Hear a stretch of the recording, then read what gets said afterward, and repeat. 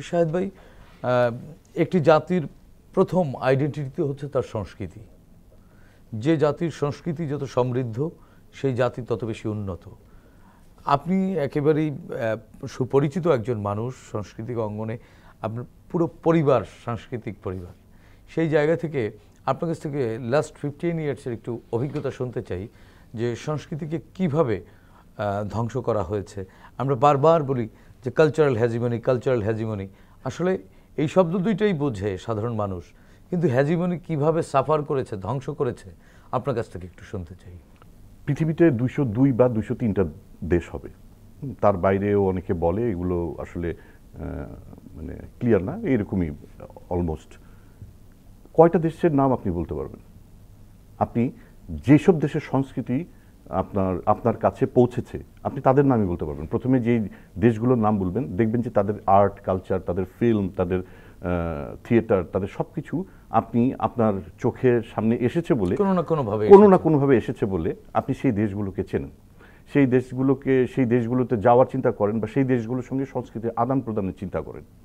তো এইভাবে সংস্কৃতি হচ্ছে একটা সংস্কৃতি হারালে জাতি তার পরিচয় হারায়। সংস্কৃতিকে যেভাবে মানে আপনার এই 16 বছরে করা হয়েছে, আমরা একটা সংস্কৃতি দেখেছি পাঠ্যপুস্তকে, সেটা পারিবারিক সংস্কৃতি। হ্যাঁ, এছাড়া আর কোনো সংস্কৃতি আমরা দেখিনি। শিল্পীদেরকে নিয়ে দলীয়করণ করা হয়েছে। আপনি যদি আমাকে দলীয়করণ করেন তাহলে তো আমি তো শিল্পী হয়েছি দলের কাজ করার জন্য না, আমি তো দেশের কাজ করার জন্য হয়েছি। আমার নিজস্ব সংস্কৃতিকে ব্র্যান্ডিং করা, রাইট, গ্লোবালাইজ করা, সেটা আমি তো একটা দলের শিল্পী হতে পারি না। হ্যাঁ, আমি একটা দেশের শিল্পী, আমি দেশকে রিপ্রেজেন্ট করব, দেশকে প্রতিনিধিত্ব করব।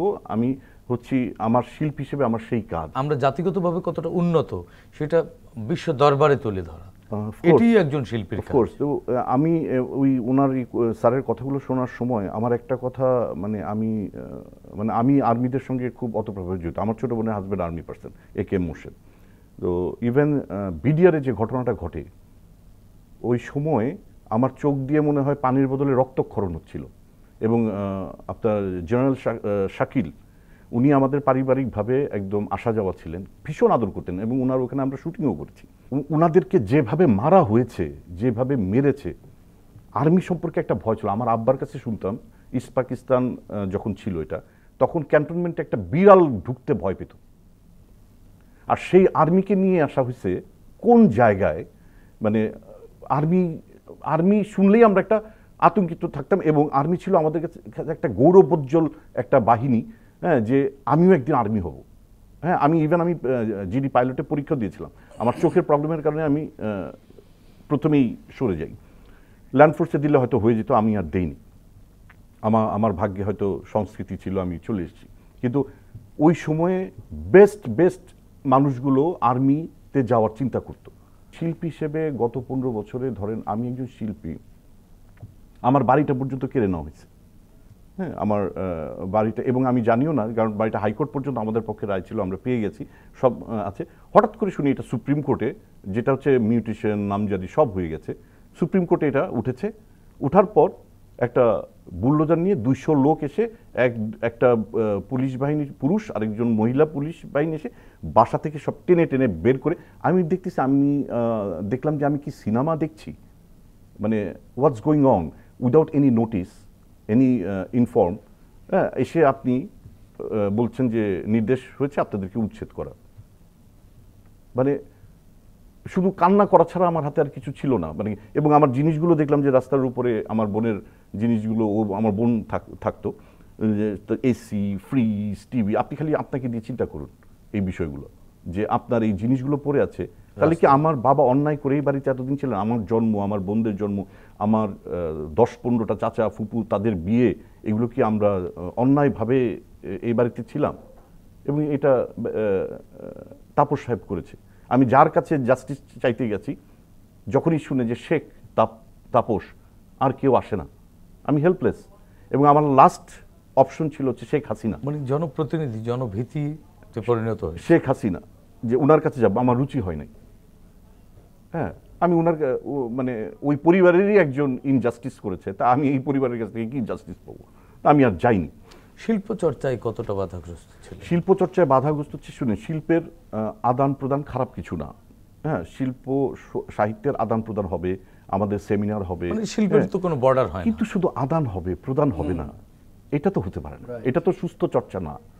হ্যাঁ, আমাদের দেশের চ্যানেলগুলোতে দেখেন সব আপনার বিদেশি সিরিয়াল ডাব করে করে চালানো হচ্ছে। ইভেন আপনি এবার দেখেন এত সুন্দর একটা প্রোগ্রাম, সাকসেসফুল প্রোগ্রাম করেছে বিটিভি নতুন করি, এবং এটা it's a clap for BTV যে এত সুন্দর একটা প্রোগ্রাম সাকসেসফুলি ডান করতে পেরেছে।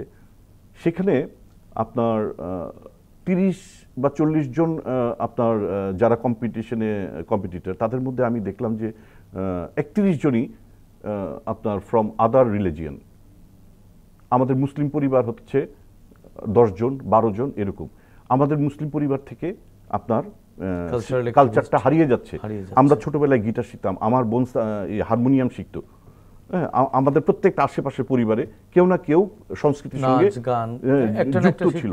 আমরা রবীন্দ্রনাথ, নজরুল, হ্যাঁ, এগুলা পড়েছি। হ্যাঁ, বড় এবং ঠাকুরমার ঝুলি এগুলা পড়েছি, ফেরিটেল থিয়েটার সেটাও পড়েছি। তো আপনার কেন এত সংখ্যা কমে যাবে? এই সংখ্যা কেন কমে যাবে? আমি বলছি না যে other religion bad side, it's a good sign.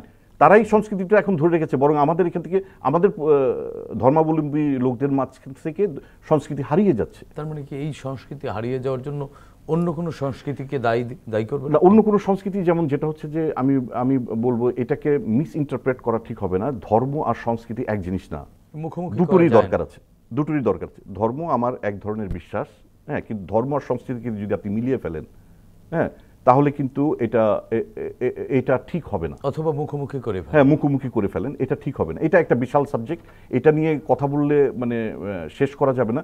কারণ বেশি আমি এমন একজনকে দেখলাম, উনি যে পোশাকে এসেছেন, উনি কি সুন্দর অভিনয় করেন, অসাধারণ অভিনয় করেন। তখন আমি বললাম যে মা, তুমি তো খুব সুন্দর অভিনয় করো, আমি তোমাকে অনেক মার্কস দিচ্ছি, কিন্তু অভিনয়ের জন্য কিন্তু অনেক ধরনের পোশাক আমাদের পরতে হয়, অনেক ক্যারেক্টারের জন্য। তুমি কি সেটা পারবে? মেয়েটি চুপ হয়ে আছে। আমি চিন্তা করলাম যে এই বিষয়ে মেয়েটির সঙ্গে কথা না বলাই ভালো। তার বয়স হয়নি এই বিষয় নিয়ে তার সঙ্গে আসলে তাকে বোঝানো। কিন্তু অসাধারণ অভিনেত্রী, তার অভিনয় যোগ্যতা দেখে আমি মুগ্ধ। কিন্তু তার গেট আপ দেখে আমার মনে হয়েছে যে সে কি আসলে মানে এটা কন্টিনিউ করতে পারবে। তার মানে শাহেদ ভাই, যদি আমরা ভোটা দাগে বলি, একটা ভিন্ন সংস্কৃতি বা একটা আমাদের নিজেদের সংস্কৃতি না এরকম একটা সময় থেকে আমরা আরেক ধরনের সময়ের মধ্যে চলে যাচ্ছি, যে জায়গাটিতেও আমার সংস্কৃতি মুখ থুবড়ে পড়বে। আমাদের সংস্কৃতি কিন্তু বাংলা সংস্কৃতি, আমরা কিন্তু বাঙালি, বাংলাদেশী, আমরা কিন্তু হিন্দু, মুসলিম, খ্রিস্টান, বৌদ্ধ না, আমরা বাঙালি। হ্যাঁ, আমাদের নিজস্ব একটা সংস্কৃতি আছে, হ্যাঁ, একটা সংস্কৃতি আছে, এবং আমরা কিন্তু এই সংস্কৃতিটাকে বিদেশে প্রেজেন্ট করি। যখন বিদেশে আমরা, যেমন আমাদের মঞ্চ নাটক, আমাদের নাটক, প্রত্যেকটা দেশের একটা নিজস্ব সংস্কৃতি আছে। ইভেন আরাবিয়ান সংস্কৃতিতেও যে দেখেন আপনার তাদেরও নিজস্ব সংস্কৃতি আছে, গান আছে, নাচ আছে, ঠিক আছে? তো আপনি এটাকে কেন মিলিয়ে ফেলছেন? আপনি ধর্ম আর সংস্কৃতিকে কেন মিলিয়ে ফেলছেন? কেন বাচ্চাগুলোকে মিসগাইড করছেন?